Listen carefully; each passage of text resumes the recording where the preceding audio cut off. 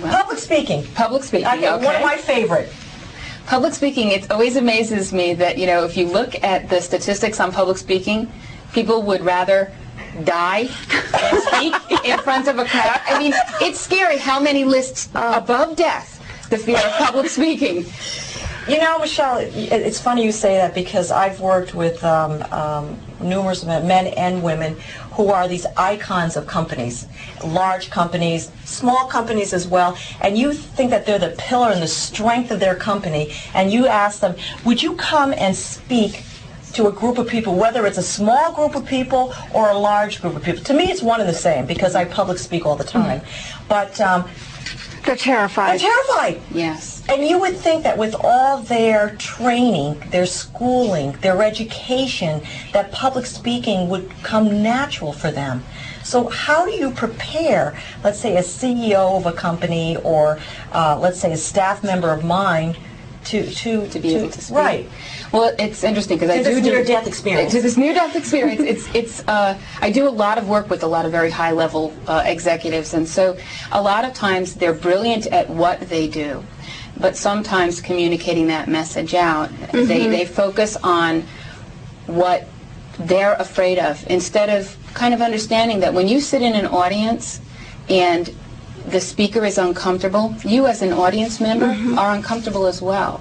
And so one of the things that I tell the people that I coach is to remember that your job is to help make that audience feel comfortable. So you're focusing on someone else's fears instead of your own. What a good idea. So I think that a lot of times idea. people, things translate in different ways. Sometimes people are very good at what they do, but will focus in on one small detail.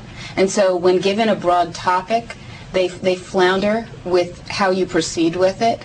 And so for me, one of the big pieces is I start with what is the outcome you want.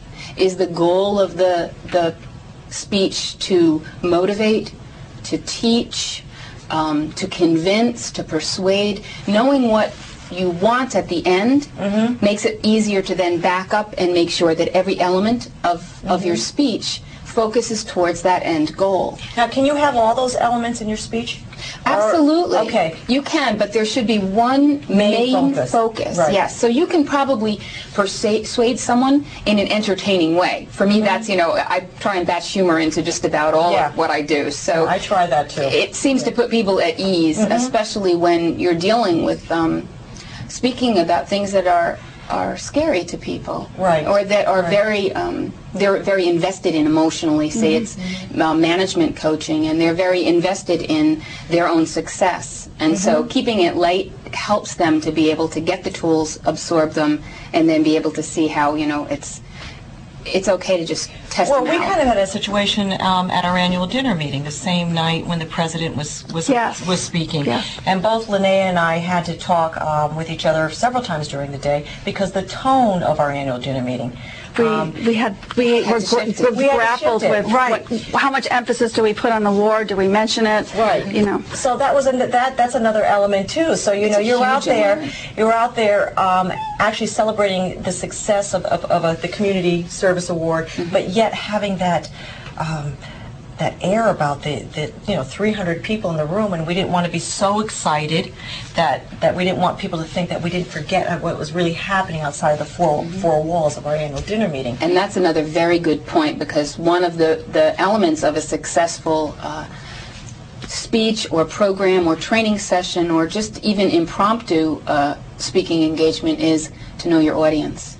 Yes. And to know your audience's issues beforehand, and to be able to then be sensitive to those issues and maybe change where your emphasis is. And that's a great illustration of how you might have a need to do